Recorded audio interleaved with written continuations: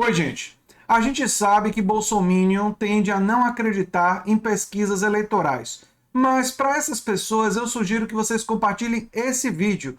Não porque eu vou trazer os resultados da última pesquisa do Datafolha para a eleição desse ano, embora eu vou fazer isso, mas porque eu vou trazer para vocês inicialmente os resultados da pesquisa do Datafolha no segundo turno entre Bolsonaro e Haddad a 9 dias das eleições. Ou seja, a 9 dias do segundo turno, o que é que dizia a pesquisa Datafolha de votos válidos? Dizia 55 a 45, 10 pontos de frente para Bolsonaro. E qual foi o resultado da eleição com 100% das apurações das urnas? Bolsonaro ganhou com, olha só, 55 contra 44,8, 45, né, ali aproximado, ou seja, a pesquisa dentro da margem de erro acertou completamente em 2018 a 9 dias das eleições. Eu vou deixar esses links nos comentários fixados para mostrar para essas pessoas que dizem que o Datafolha erra, que dizem que nenhuma pesquisa acertou. Esse discurso dos bolsonaristas é mentiroso e aqui estão as provas, não é? A pesquisa Datafolha dava ampla vitória a Bolsonaro. Tá aqui, ó.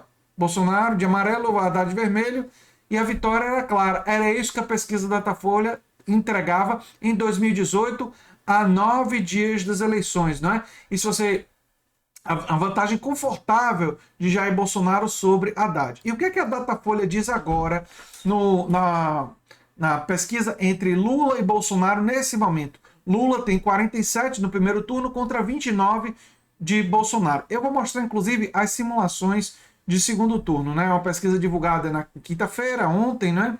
Aqui os detalhes dos candidatos apresentados, né? O Lula, o Jair Bolsonaro, o Ciro Gomes, o André Janones, Simone Tebet, Luciano Bivar talvez tire a candidatura, o Felipe Dávila, Emanuel, Paulo Marçal, General Santos Cruz, o Leonardo Pericles, do UP, Sofia Manzano, do PCB e a Vera Lúcia, do PSTU.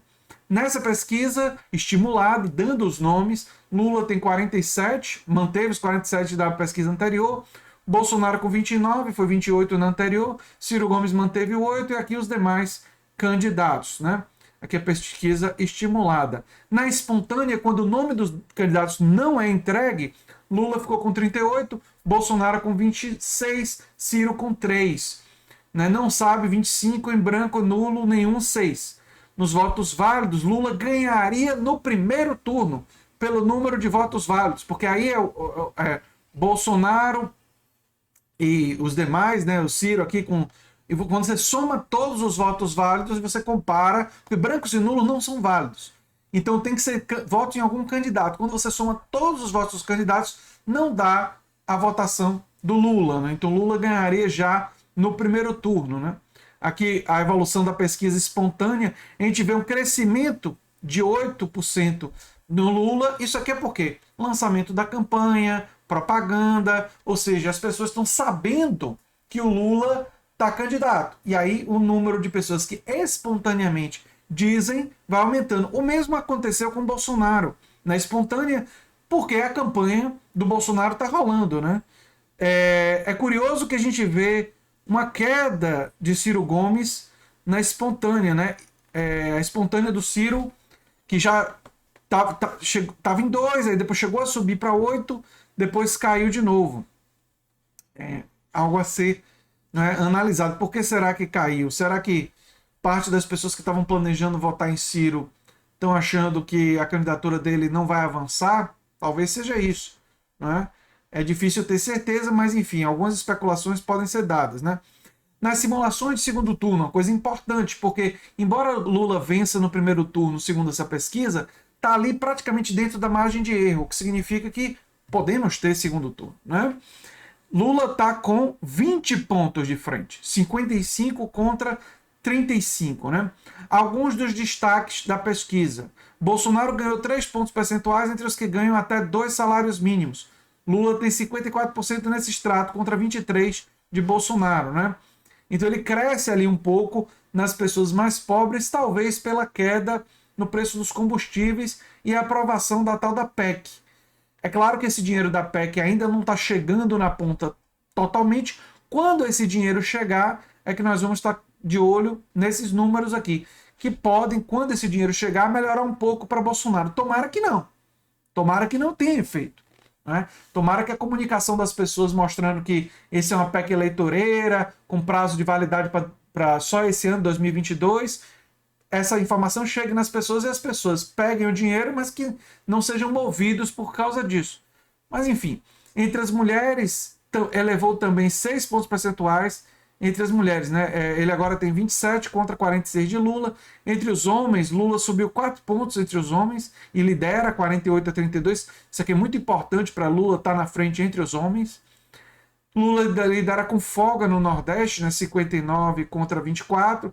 No Sudeste também está ganhando, é uma vitória muito importante de Lula nesse momento no Sudeste. No Norte é empate, 41 para 49, e não foi divulgado o desempenho nas regiões Sul e Centro-Oeste. Entre os evangélicos, Bolsonaro está na frente, mas o desempenho de Lula não é ruim. Né? Não é ruim entre os evangélicos. Então, para aqueles bolsominions que falam, não acredito em pesquisa, né? Não só as evidências estão mostrando que o Bolsonaro está desesperado, como ele está sentindo. A reação dele nas redes sociais dele, ele fazendo meio que uma carta agora, insinuando que defesa da democracia, que a gente sabe que é totalmente fake, diante da repercussão da Carta pela Democracia, diante do posicionamento da Federação dos Banqueiros.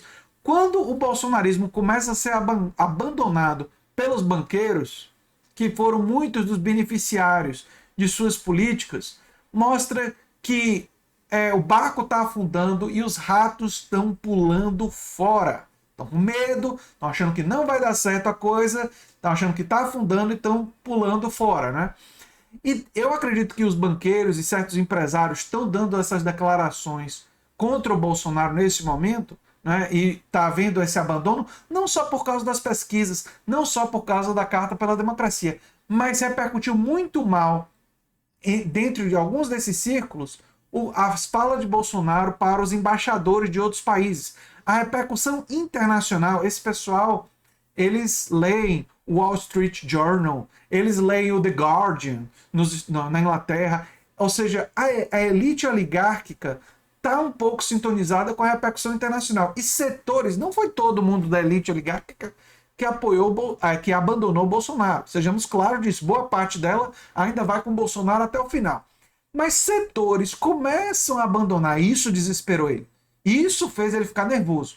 E começam a abandonar ele porque estão vendo que a repercussão do que o Bolsonaro fala, das ideias dele, desse golpismo, pega muito mal. E se vocês têm dúvidas sobre o acerto da pesquisa Datafolha, tem um link aqui, né? A última pesquisa tinha dado 59 para o Bolsonaro contra a Haddad 41, né, no segundo turno, e quando você olha dos votos válidos, estava 55-45. 10 pontos de frente, que foi o resultado da eleição. O resultado da eleição deu exatamente 10 pontos de frente para Bolsonaro. Ou seja, a pesquisa Datafolha, há 9 dias da eleição, em 2018, acertou precisamente. E eu fui olhar o grau de acerto dessas pesquisas perto da eleição, até para ver o grau de confiabilidade delas. Né? E esse é um exemplo de que elas não erram nem perto do que dizem os bolsonaristas. Né? E vocês podem mostrar isso para eles. Agora, se eles não acreditam nos próprios olhos, se eles não acreditam, aí são pessoas que, enfim, né, se não conseguem ver as evidências tão claras de que a pesquisa acertou quando o Bolsonaro ganhou, ou seja, em relação ao passado, né? Se eles não aceitam isso, aí eu acho que vocês não devem ficar mandando mais material. Mandem esse vídeo, mandem para eles, né? Com essas provas. Se eles disserem que ainda assim eles não acreditam, aí vocês dizem, perdi a esperança em vocês. É o jeito. Eu sou André Teixeira Jacobina, o canal é Nova Máquina do Tempo, e a gente se vê em breve em outro vídeo. Tchau, tchau, gente.